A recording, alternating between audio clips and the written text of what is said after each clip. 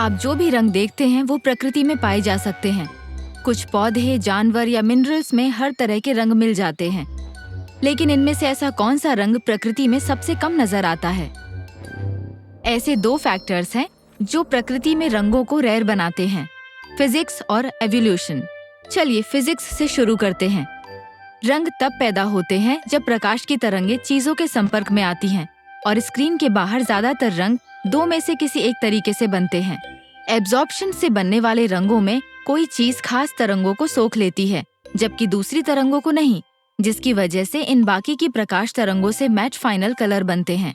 ज्यादातर प्राकृतिक रूप से बने रंग इसी कैटेगरी में आते हैं, जिनमें कई फल और फूल भी शामिल हैं। पौधे कंपाउंड से भरे होते हैं, जिन्हें पिगमेंट्स कहते हैं, जो लाइट को फोटोसिंथेसिस द्वारा एब्जॉर्ब करते हैं। इस प्रक्रिया में वो सूरज की रोशनी को एनर्जी में बदलते हैं। जब अलग अलग पौधे अलग अलग पिगमेंट्स बनाते हैं तो अलग अलग रंग बनते हैं। ज्यादा एनर्जी वाली तरंगों को पौधे ज्यादा आसानी से एब्जॉर्ब करते हैं। दिखाई देने वाले रंगों में नीली रोशनी में सबसे ज्यादा एनर्जी वाली तरंगें होती हैं। नीली रोशनी को सोखने के लिए कई पिगमेंट्स बने हैं, जैसे क्लोरोफिल, जो नीली और लाल तरंगों को सोखकर प्रकृति का ट्रेडमार्क हरा रंग बनता है। वैसे हरी रोशनी काफी एनर्जेटिक होती है और ज्यादातर पिगमेंट्स इन तरंगों को एब्जॉर्ब करने के लिए बने हैं। इनमें 1100 तरह के कैरोटेनॉइड्स होते हैं, जो हाई एनर्जी वाली नीली और हरी रोशनी एब्जॉर्ब करते हैं और लोअर एनर्जी वाली लाल और पीली रोशनी को छोड़ देते हैं।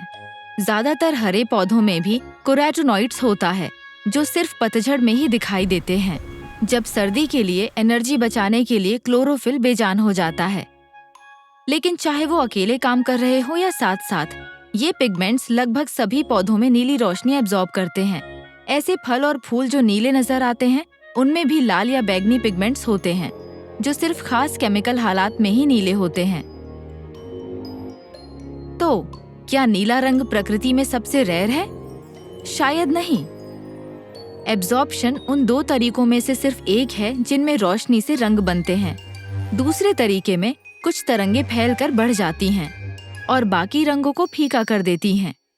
ये स्ट्रक्चरल कलर इसलिए बनते हैं क्योंकि हमारे आसपास की कुछ चीजें महीन पार्टिकल्स की बनी होती हैं, जिनसे नैनो स्ट्रक्चर्स बन सकते हैं जो रोशनी से इंटरफेयर करते हैं। जैसे कि इस पंख में नीले पिगमेंट्स नहीं हैं, लेकिन जब रोशनी इस पर पड़ती है तो इसके नैनो स्ट्रक्चर्स में मौजूद इलेक्ट्रॉन्स किसी लहर की तरह एक ही फ्रीक्वेंसी पर वाइब्रेट करते हैं, जिससे पार्टिकल्स उसी फ्रीक्वेंसी में एक नई तरंग बाहर भेजते हैं।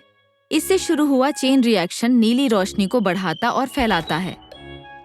अलग अलग शेप और साइज के नैनो स्ट्रक्चर्स अलग अलग तरंगे फैलाते हैं, लेकिन वो हाई एनर्जी वाली तरंगे सबसे आसानी से फैलाते हैं, जिससे नीला रंग सबसे आम रंग बन जाता है। साथ ही कम एनर्जी वाली लाल तरंगे बहुत कम फैलती हैं। जब कोई चीज लाल रंग फैलाने वाले खास नैनो स्ट्रक्चर्स बनाती है, वो दूसरी तरंगों के साथ रेजोनेट करते हैं, इसलिए सिर्फ रोशनी के कुछ ही एंगल्स पर लाल रंग नजर आता है। इससे हमें प्रकृति के सबसे रेयर कलर के दो दावेदार मिलते हैं, एब्जॉर्प्शन से बने फीके नीले और स्ट्रक्चरल चमकदार लाल। इन दोनों के बीच स्ट्रक्चरल लाल बहुत ज्यादा रेयर है। सिर्फ मुट्ठी भर जानवर और चट्टानें ही लाल रोशनी फैलाते हैं और उनमें से कोई भी सिर्फ लाल रोशनी नहीं फैलाता। लेकिन चूंकि लाल और नीला रंग कहीं रेयर है तो कहीं आम, इसलिए हमें आखिर में यही दो रंग अक्सर दिखाई देते हैं। तो स्ट्रक्चरल और एब्जॉर्प्शन वाले रंगों में कौन सा रंग सबसे कम बनता होगा? जवाब है वायलेट। इसे पर्पल मत समझ लेना, जो सिर्फ लाल और नीली रोशनी का कॉम्बिनेशन होता है। वायलेट विजिबल लाइट स्पेक्ट्रम का एक छोटा सा हिस्सा है।